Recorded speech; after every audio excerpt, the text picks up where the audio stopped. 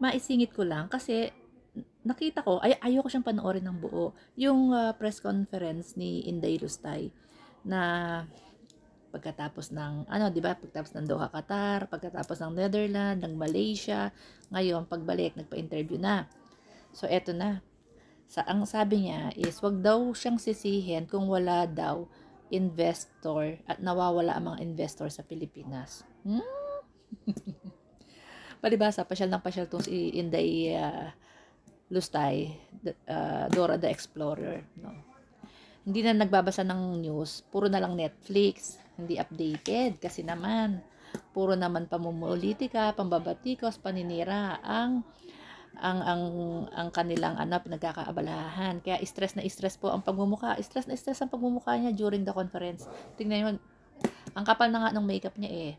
Kitang-kita pa rin yung pagka-stress niya. So, ang sabi niya nga dyan is, nawawala daw. Wala daw nag-i-invest sa Pilipinas at wag daw siyang sisihin. Talaga ba? Wala nag-i-invest. Ay, naku, hindi ko alam kung ano pinapanood mo. Netflix ka kasi ng Netflix. Kaya wala kang alam sa mga investors. O, ayan, isa pa lang yan, ha? Isa pa lang yan, pero trillion na. Isa pa lang yan. Wala pa yan yung mga gusto mga mag-invest. Yung Japan, Singapore, saan ba yung mga bumisita? Ang dami, di ba? Hindi ko na po, kasi sobrang daming gusto mag-invest. Nag-invest na pala. Di ba? Kaya nga po, ang taas ng natin eh. Mataas po ang ekonomiya natin ngayon. Hindi ko nga alam kung saan nanggagaling yung sinasabi yung bagsak daw ang ekonomiya ng Pilipinas. Top 2 po tayo. Hindi ko alam kung number 1 pa nga tayo, di ba? Pero number 2 na po tayo sa pinakabiglang bumulusok po na ekonomiya sa Asia, ang Pilipinas.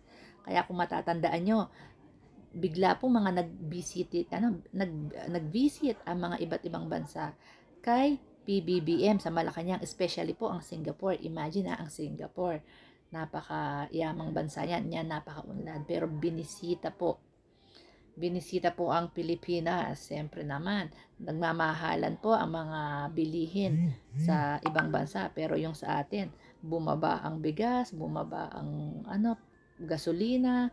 So, siyempre, gusto nilang 'di ba? Gusto nilang malaman, gusto nilang makaanggi ng katalinuhan ni PBBM. So, ano itong pinagsasabi ni Inday? No? Alam niyo po, ang mahirap sa atin ngayon is yung pasahod. Na yun ang dapat tutukan naman. Pero hinahadlangan yan ng mga senators. Alam niyo naman yan, si Jinggoy, di ba? Hinadlangan niya yung 200 increment ng mga laborers. So, ewan ko po ano na nangyari doon sa 200 increment per day. Dahil nga, hindi yan sinang-ayunan ng Senado. And kung mapapansin nyo lutang siya dito. Lagi siyang malayo, yung tingin niya gano'n, nakaganon siya. Diba? Nakatingin siya dun sa malayo. Lutang siya dito. Syempre, 10 days, diba? 10 days ang binigay doon sa dapat mag-comply doon sa summon. So, ayan na ang hinihintay mo, Inday, yung summon. Sabi mo, para malinis mo yung pangalan mo, maipaliwanag mo yung side mo sa tamang venue. So, ayan na.